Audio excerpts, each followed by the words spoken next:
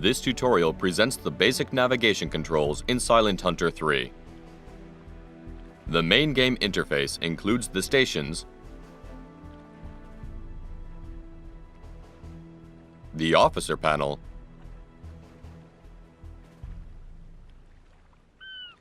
the message panel, bearing 206, medium range,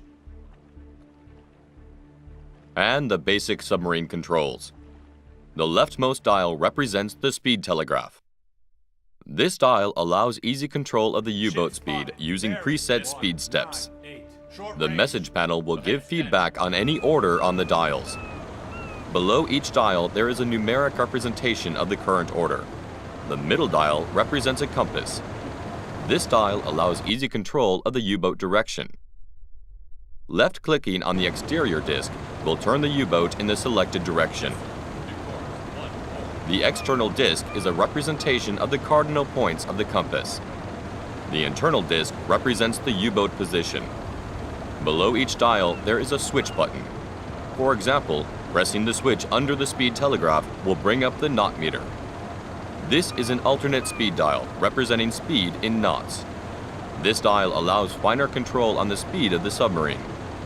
The alternate dial for direction is the rudder dial. This dial will allow finer direction control by setting the rudders left or right for larger or tighter turns. To end a turn when using rudder control, you must set the rudder to 0 manually. The rightmost dial represents the depth dial. This dial allows easy control of the U-boat depth up to 25 meters.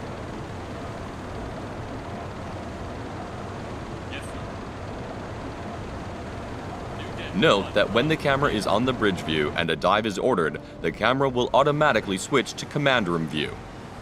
Always remember that dive maneuver takes time. Some U-boat types dive faster than others. The alternate dial for depth is a meter for depth navigation. This dial allows you control up to the maximum safe depth of the U-boat.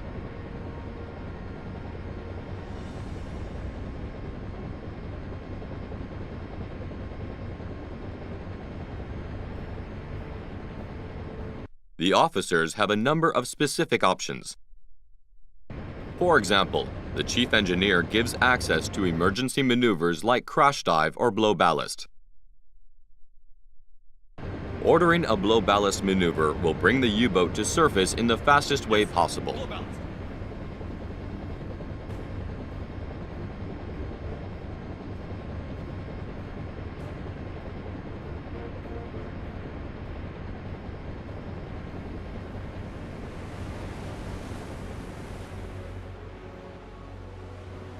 This concludes the basic navigation controls tutorial.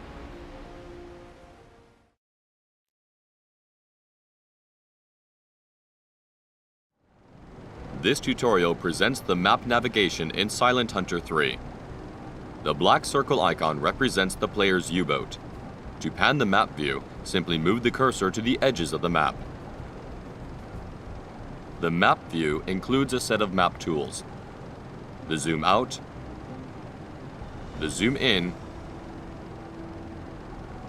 the course plotting,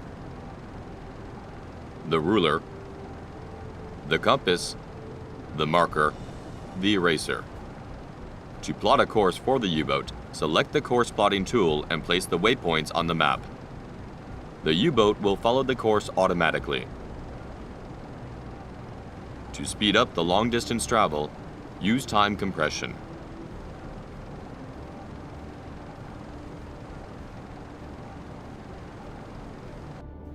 As soon as a ship is spotted, the time compression automatically drops to a low level. Select a contact on the map to learn details about it. A blue contact icon represents a friendly unit.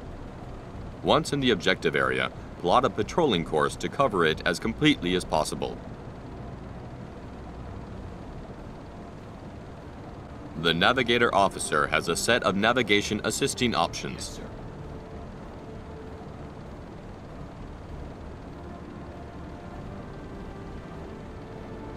Some of this information is also represented at each waypoint on the map.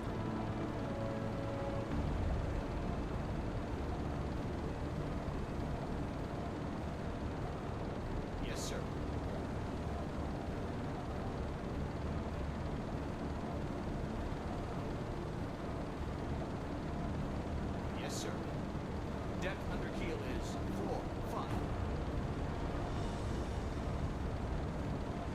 You can alter a plotted course by selecting waypoints individually and dragging them to a different position.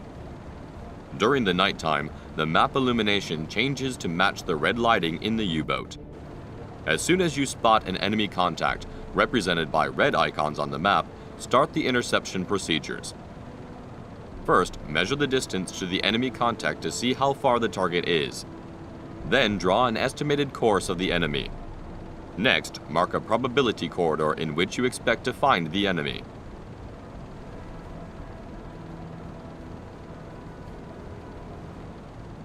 After that, adjust your course for interception and search along this corridor. To shorten the search time, use time compression. Ship spotted. This concludes the map navigation tutorial.